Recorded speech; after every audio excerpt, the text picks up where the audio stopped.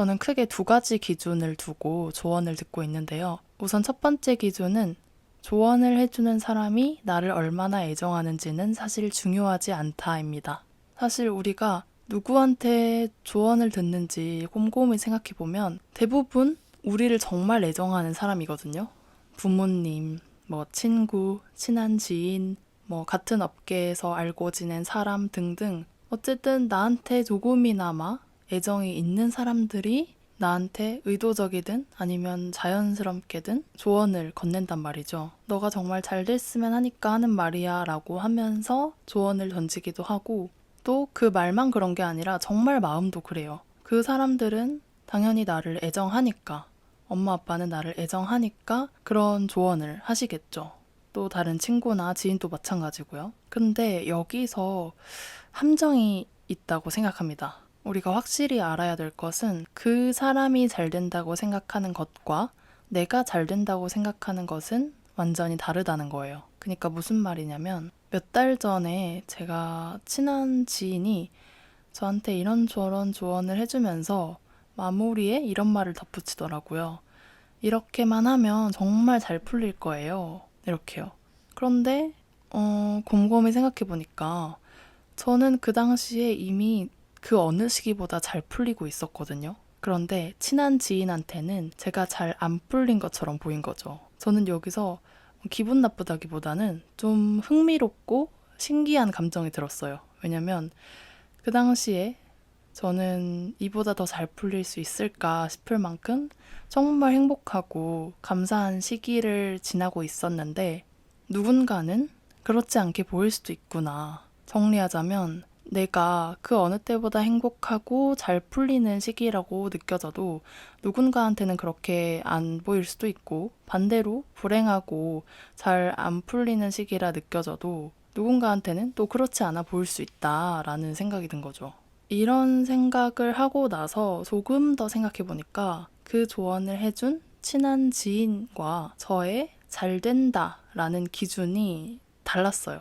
평소에 그런 걸 생각하고 있진 않지만 그 지인과 나눠보는 대화만으로도 그 사람은 삶에서 어떤 걸 추구하고 어떤 삶을 추구하고 또 미래에는 어떤 꿈이 있고 또 어떤 것을 중요시하고 이런 거를 다 의도치 않게 느끼게 되잖아요. 그런데 그런 대화 내용들을 생각해 봤을 때, 이 사람과 정말 결이 잘 맞고 대화는 잘 되지만 이 사람이 생각하는 잘 된다라는 기준과 내가 생각하는 잘 된다라는 기준이 달라서 그 사람은 나의 현재를 보고 잘 안 된다고 생각했을 수도 있겠구나라는 생각이 든 거죠. 그래서 정말 그 지인은 악의나 이런 거 하나도 없이 정말 진심으로 너가 잘 됐으면 좋겠어 하는 마음에서 조언을 해준 거고 조언을 끝내면서는 이렇게 하면 잘 될 거야, 잘 풀릴 거야 라고 덕담을 덧붙인 거죠. 이렇게 친한 지인뿐만 아니라 부모님도 마찬가지였는데요. 부모님이 생각하는 잘 된다랑 자식인 내가 생각하는 잘 된다의 기준도 완전히 달랐어요. 부모님은 항상 저를 보면서 저 딸을 어떻게 해야지?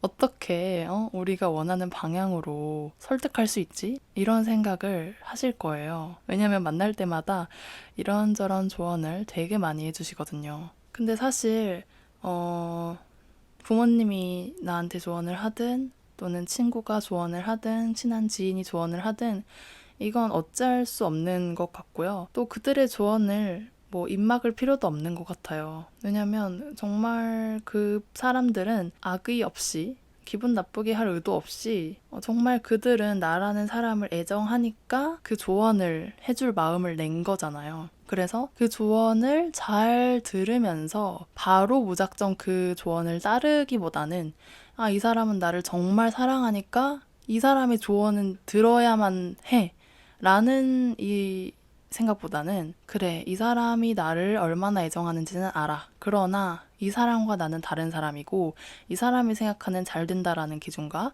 이 사람이 생각하는 잘 산다의 기준과 이 사람이 생각하는 의미 있는 삶의 기준이 나와 다를 수도 있기 때문에 무조건적인 조언 흡수는 지양하자. 이런 생각만 탑재하고 있어도 정말 건강한 쪽으로 조언을 흡수하는 습관을 들일 수 있다고 생각해요. 그래서 우리가 이제 정확히 알면 좋은 것은 나에 대한 그들의 애정도와 내 삶과 그 조언의 적합성은 상관관계가 아니라는 것이죠. 다시 말해서 아까 잠깐 말씀드린 것처럼 부모님이 그 누구보다 나를 사랑하고 애정하는 건 사실이죠. 이 세상에서 나를 가장 사랑하는 건 아마 부모님일 거예요. 그러나 그렇기 때문에 부모님의 조언을 들어야 내가 원하는 삶으로 갈 수 있는 건 아니라는 거죠. 여기서 한 가지 덧붙일 건요. 부모님의 삶을 정말 멋지다고 생각하신다면 또는 부모님이 살아오셨던 인생과 비슷하게 살고 싶다면 얼마든지 부모님의 조언을 들어도 된다라고 말씀드리고 싶어요. 그런데 저는 그렇지 않아요. 네, 저는 엄마나 아빠 그 두 분 다 사람 자체로서 그리고 부모님으로서 존경하지만 어떤 인생의 선배로서 그 한 사람 한 사람을 본다면 그들보다는 좀 다른 삶을 살고 싶다. 그들과는 좀 다른 삶을 살고 싶고 내가 생각하기에는 그들과 나는 좀 다른 것 같다. 성향도 다르고 또 삶의 목적지도 다른 것 같고 또 어느 것에서 행복을 느끼는지도 다른 것 같아서 부모님인 그들이 딸이 이렇게 됐으면 좋겠다라는 거는 충분히 이해하고 알고 존중하지만 안타깝게도 나는 그들과 다르다는 걸 너무나 잘 알아버렸기 때문에 그들의 조언을 듣기가 쉽지 않다라는 이제 요즘의 결론을 내고 있는 상황입니다. 저처럼 아마 대부분의 부모와 자식은 지인한 피로 엮여져 있긴 하지만 각자 다른 삶을 살고 있을 거예요. 왜냐면 각자 다른 삶을 원하고 각자 다른 인생을 원하고 각자 다른 가치관을 가지고 있으니까요. 그래서 자식의 입장에 서 있는 우리가 생각해야 될 것은 부모님의 조언을 충분히 이해하고 잘 경청하되 그 조언을 내 삶에 적용하는 것은 한 발 뒤로 물러서서 충분히 생각을 한 다음에 이행해야 될 게 아닌가 하는 생각을 가지고 있습니다. 그리고 부모님의 조언을 듣고 정말 이 부모님이 말했던 대로 해볼까? 하는 생각이 드셨다면 이 질문을 한번 스스로한테 던져보세요. 부모님이 해주신 그 조언을 듣고 실행해서 내가 원하는 삶에 더 가까이 갈 수 있을까? 그리고 부모님이 하신 조언이 아니었더라도 이 조언을 따랐을까? 그냥 정말 나와 관련 없는 누군가, 나를 잘 모르는 타인이 이 조언을 던졌어도 정말 해볼까? 라는 생각을 했을까? 이 질문을 스스로한테 한번 던져보세요. 왜냐면 여러분들은 어쩔지 모르겠는데 저는 인정 욕구가 꽤 있다는 걸 부모님과의 진로 갈등 상황에서 많이 깨달았어요. 어쩌면 당연할 수도 있죠. 내가 가장 사랑하고 나를 가장 사랑하는, 그러니까 서로 가장 사랑하는 관계가 어쩌면 자식과 부모의 관계일 텐데 서로 인정을 받고 싶어 하잖아요. 부모님은 자식한테 인정을 받고 싶기도 하고 또 자식은 부모한테 인정을 받고 싶기도 하잖아요. 그 상황에서 우리가 부모님의 조언을 더 따르게 되는 것은 부모님의 인정을 정말 원하고 있기 때문이다 라고 생각을 해요. 그리고 저도 그러한 상황을 몇 번 마주했고 그렇게 끌리는 조언이 아닌데도 이렇게 해볼까? 라는 생각이 들었던 적도 꽤 있었고 최근까지도 있어서 더 이 자리에서 말씀을 드리고 싶더라고요. 만일 부모님이 그런 조언을 안 했고 완전히 낯선 사람이 우연히 그 조언을 나한테 해줬다면 그래도 내가 그 조언을 들었을까? 낯선 사람이 그런 조언을 했는데도 할 마음이 있다면 그거는 정말 나의 가치관에 잘 맞는 내 미래의 목적지에 더 수월하게 갈 수 있는 건데 왜? 굳이? 난 그거 할 시간이 없는데 지금? 이런 생각이 든다면 그거는 아마 내가 정말 하고 싶어서라기보다는 부모님의 인정을 어느 정도 받고 싶어서일 가능성이 되게 크다고 생각을 하니까 이 질문도 던져보셔도 굉장히 도움이 될 거라고 생각합니다. 자, 두 번째 기준은요. 조언을 해주는 그 사람의 성향 및 삶의 가치관이 나와 비슷한 경우엔 그 조언은 의미 있게 들어도 좋다. 저는 요즘에는 모든 사람은 그 자체로 성공한 삶을 살고 있다고 생각하거든요.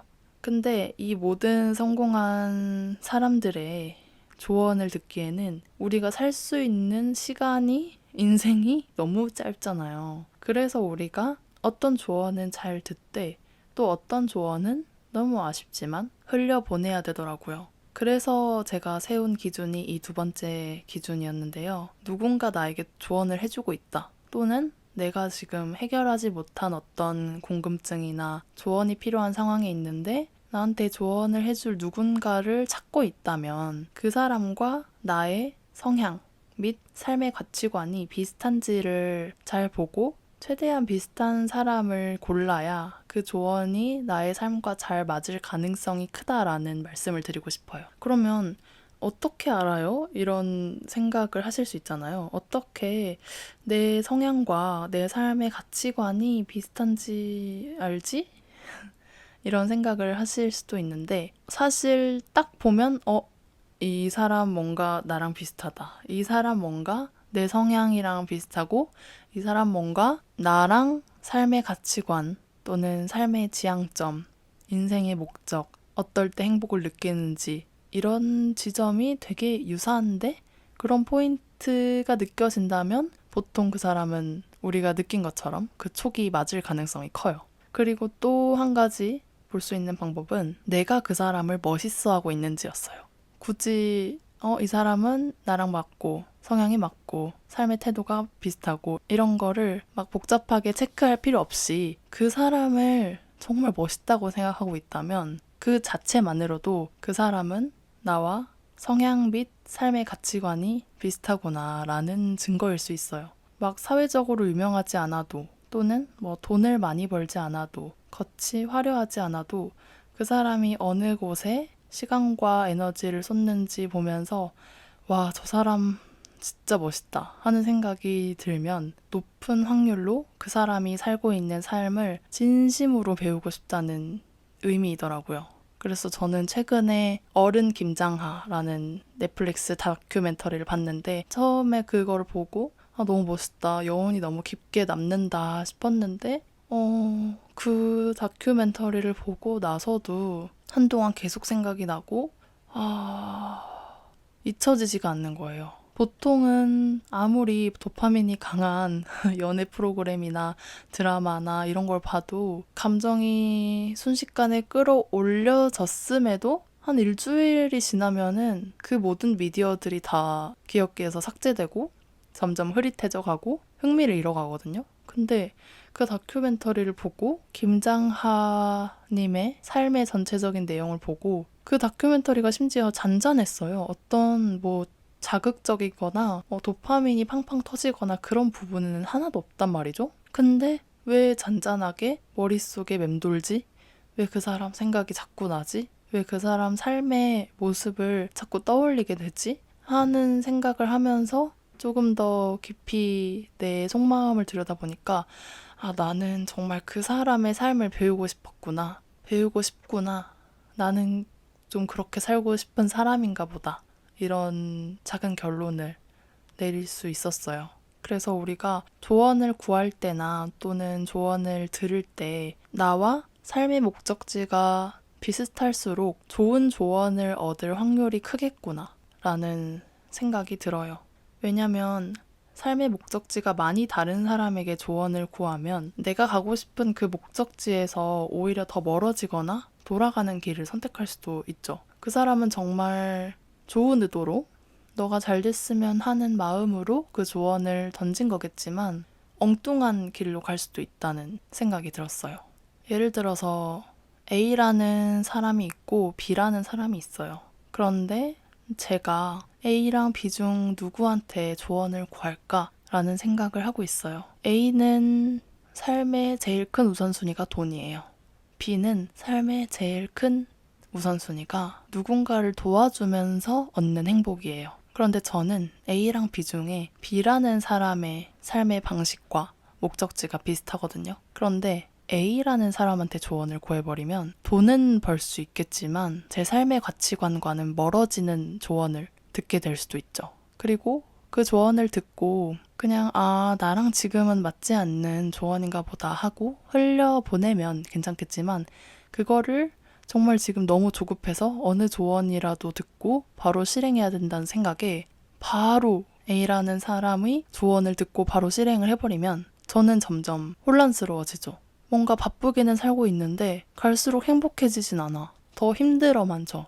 이런 상황이 올 수 있는데 반면에 B라는 사람, 저랑 조금 더 비슷한 삶의 방식을 가지고 있는 사람에게 조언을 들으면 뭔가 조언을 들으면서도 마음이 편해지고 이 방법 괜찮겠다 라면서 어떤 마음에 걸림이 없이 좀 편하게 이렇게 한번 실행해볼까? 라는 생각이 듭니다. 저는 이 예시를 A랑 B 두 사람의 유형으로 뒀지만 우리는 너무나 많은 사람들이 존재하는 사회에 살고 있고 그런 공동체 속에서 살고 있잖아요. 그래서 더 어려운 것 같기도 해요. 그런데 여기까지 들으신 여러분들께서는 제가 말한 의도를 다 알 거라 생각합니다. 어떤 사람의 조언을 들어야 할지. 그리고 저는 A와 B 중 B라는 사람의 조언을 들어야겠지만 누군가는 돈을 정말 추구하고 돈이 곧 정말 내 삶에서 중요하다 싶은 사람이라면 A의 조언을 들어야 할 거예요. 그렇기 때문에 A라는 사람과 B라는 사람의 우위가 있는 것이 아니라 어느 조언이 나에게 더 적합할 것인지를 찾아야 되는 게 중요한 핵심인 것 같아요. 그래서 정리하자면 내가 가고 싶은 그 목적지로 조금 더 순탄하게, 조금 더 의미 있게, 조금 더 살아있는 느낌을 느끼면서 가고 싶으면 우리는 조언을 해주는 사람의 성향 그리고 삶의 가치관이 나와 비슷한지 신중하게 봐야 합니다. 내가 그 사람을 진심으로 멋있어 하는지, 그 사람의 삶을 배우고 싶어 하는지, 그리하여 그 사람이 있어서 내 삶이 참 편안해지고 깊은 확신을 얻게 되었는지를 정말 곰곰이 생각해 보아야 하죠. 그렇게 심사숙고해서 그 사람의 조언을 들었을 때 우리는 내가 이 시점에 하고 싶은 진짜 일을 볼 수 있게 돼요. 나에게 맞는 그런 진짜 조언을 들으면 조언을 통해 어떤 새로운 정보를 얻게 된다는 개념을 넘어서서 내 안에 저 깊숙이 숨어져 있었던 나의 진짜 마음, 날것의 마음과 진짜 내가 가야 할 길을 볼 수 있게 된다는 거죠. 왜냐면 사실 조언을 주제로 얘기하면서 찬물을 끼얹는 것 같긴 한데 진짜 조언은 내 안에 이미 있거든요. 물론 다른 사람들이 제안해주는 새로운 길, 내가 몰랐던 길도 있겠지만 그럼에도 불구하고 진짜 내가 가야 할 길, 내가 진짜 가야 될 길은 내 안에서 찾을 수 있더라고요. 그리고 우리가 조언을 해주는 사람을 찾는 이유도 정말 새로운 길을 찾아야 되기 때문이 아니라 내가 이미 그 길과 그 해답을 내 안에는 이미 가지고 있어. 그런데 뭔가 그 진짜 길과 해답이 너무 많이 묻혀져 버린 거예요. 다른 것들에 의해서. 그래서 그 묻혀져 버린 나의 길과 나의 해답을 찾아주기 위한 귀인이 바로 그런 나에게 조언을 해주는 사람이 될 수도 있다는 거죠. 이렇게 두 가지 큰 기준으로 이야기를 나누어 봤는데요. 저는 이 두 가지 기준으로 내가 원하는 삶에 조금 더 가까이 갈 수 있는 조언을 흡수하고 그렇지 않은 조언은 아쉽지만 잘 흘려보낼 수 있는 능력과 여유를 키우게 된 것 같아요. 그리고 나에게 좋은 조언을 들을 수 있는 안목이 높아질수록 우연히 제가 누군가에게 조언을 하는 순간에도 조언을 해주기보다는 가만히 그냥 그 친구의 얘기, 그 사람의 얘기를 들어주고 경청해주는 저를 발견하게 됐고요.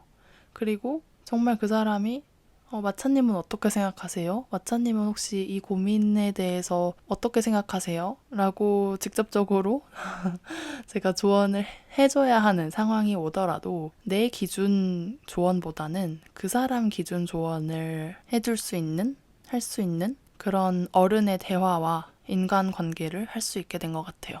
아직 저도 많이 미흡하고 더 그런 여유와 능력을 키워야 되겠지만 저는 앞서 말씀드린 이 큰 두 가지 기준으로 되게 삶이 좀 단순해지기도 했고요. 단순해지면서 여유와 어떤 마음의 그릇이 넓어진 것 같아요.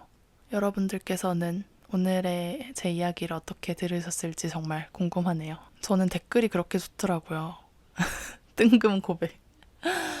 네. 혹시나 이번 콘텐츠를 듣고 에피소드나 생각 이런 게 있으시면 짧게라도 좋으니까 댓글 남겨주시면 제가 오래오래 콘텐츠를 만드는데 많은 힘이 되니까요. 부탁드립니다. 그러면 저는 다음 주에 재밌고 귀하고 유익한 콘텐츠로 돌아오도록 하겠습니다. 감사합니다. 안녕.